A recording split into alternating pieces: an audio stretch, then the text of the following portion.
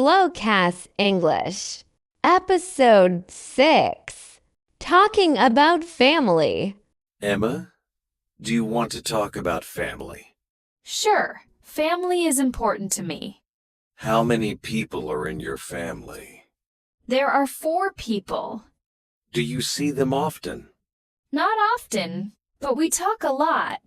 Phone calls or messages? Both. Messages every day. That's nice. Yes. Even short messages help. What do you usually talk about? Small things.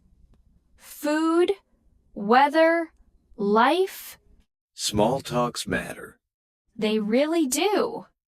Introduction to this podcast.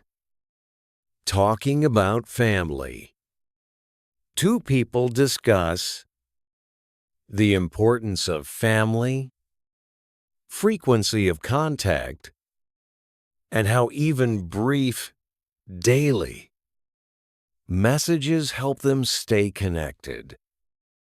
Their conversations often cover simple topics like food, weather, and daily life, highlighting how small talks strengthen family bonds.